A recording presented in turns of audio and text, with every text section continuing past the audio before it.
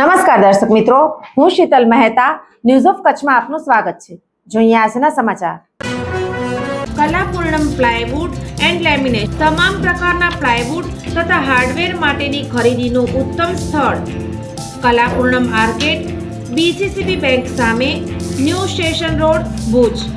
કેતુ મહેતા 9408619451। આજે ભુજમાં શ્રી રાજપૂત કરણી સેના તથા શ્રી કચ્છ રાજપૂત ક્ષત્રિય સભા દ્વારા રેલી કાઢી કલેક્ટરને આવેદનપત્ર આપી મિર્જાપર સ્કૂલ પ્રકરણે મહિલા આચાર્ય સાથે જિલ્લા વિકાસ અધિકારી દ્વારા અયોગ્ય ભાષાનો ઉપયોગ કરી અપમાન કર્યા સંબંધે વિરોધ વ્યક્ત કરાયો હતો।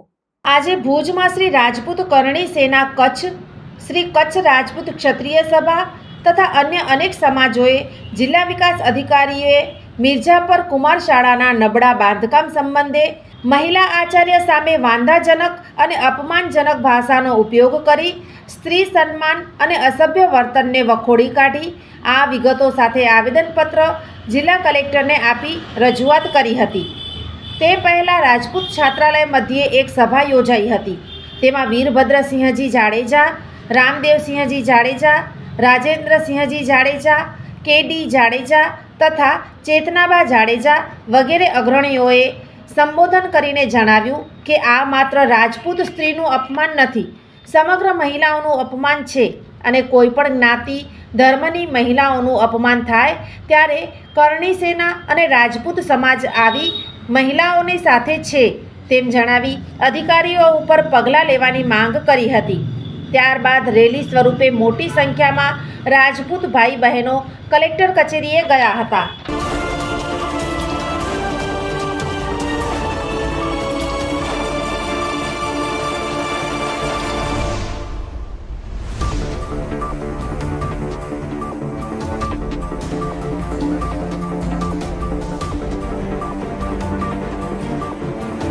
કલેક્ટરને આવેદનપત્ર આપી જિલ્લા વિકાસ અધિકારીના આવા વર્તન સંબંધે રોષ વ્યક્ત કર્યો હતો।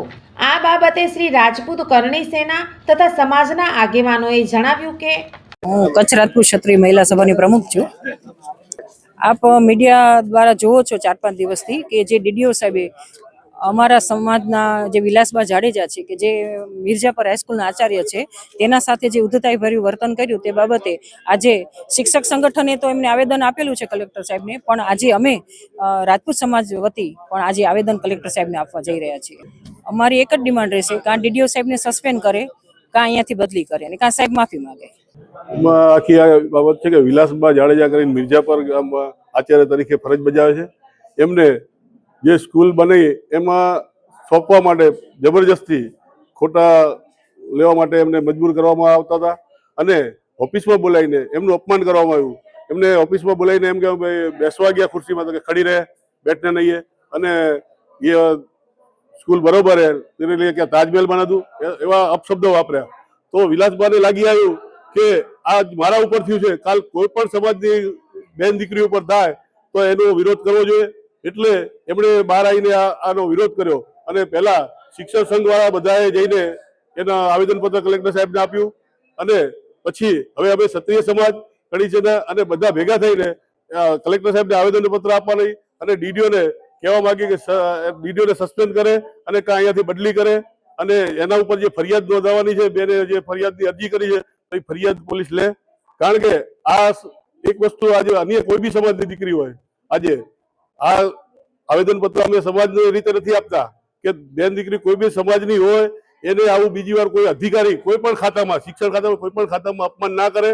આપણે વાત કરી એમ કે અધિકારી બધા ઘણા સારા અધિકારીઓ આવી ગયા છે, પણ જ્યારે એવા અધિકારી આવી જાય કે જેને પોતાના પદની એમ થાય કે ના હું કંઈક છું, આઈ એમ સમથિંગ, પણ ત્યારે એક રાજપૂત સમાજની દીકરી જ્યારે એના અધિકારો માટે જ્યારે કહેવામાં આવ્યું કે જે જ્યાં ફરજ બજાવે છે એ ફરજની અંદર કે બળજબરીપૂર્વક કે ભાઈ તમારે આ સ્કૂલનું તમારે લેવું પડશે, પણ ત્યારે એને કીધું આમાં ત્રુટીઓ છે, ઘણી બધી ત્રુટીઓ, એને ફરજની અંદર જે ખામીઓ દેખાણી એ ખામીઓ જ્યારે અધિકારી સામે ઉજાગર કરી અને ઉજાગર સમયે જ્યાં બેની વાર્તાલાપો છે એ વાર્તાલાપની અંદર જે એક આઈએસ અધિકારીએ જે બેનનું અપમાન કર્યું અને એને બળજબરીપૂર્વક જે એનો કબજો લેવા માટે કીધું ત્યારે બેને કીધું નહીં, આ હું ચલાવી લેવામાં નહીં આવું, અને ખરેખર એક સાથી ક્ષત્રિયાણી સાથી રાજપૂતાણીએ એક પોતાનું નહીં પણ તમામ બહેનો દીકરીઓને જે ગૌરવથી માથું ઊંચું કરાવ્યું હોય, કારણ કે ફરજ દરમિયાન એને જે કામ કરવું જોઈએ એને સાચી રીતે કર્યું, ત્યારે એ અધિકારીને નમી નહીં અને કીધું નહીં જે સાચું છે હું કરીશ, ત્યારે એને જે શબ્દો વાપર્યા છે જે અધિકારીએ એની ચેમ્બરની અંદર, એ આપ સૌને જણાવતા ખરેખર મને દુઃખ થાય છે કે આ પ્રકારના અધિકારી આવું વર્તન કરવું ના જોઈએ. એ રીતે ઘણા સમયથી શાળાના આચાર્યના અપમાનનો મુદ્દો ચાલી રહ્યો છે અને મહિલા સ્વમાનનો પ્રશ્ન પણ જોડાતા સરકારી અધિકારીઓએ સાથી કર્મચારીઓ સાથે વાતચીત વ્યવહારમાં સાલસતા રાખવા માટે આવા બનાવ એક તમામ માટે સબક સ્વરૂપ છે. દર્શક મિત્રો, આજે તારીખ 2 ફેબ્રુઆરી 2026 આ હતા આજના સમાચાર. આવતીકાલે ફરી મળીશું. ત્યાં સુધી મને રજા આપશો. નમસ્કાર.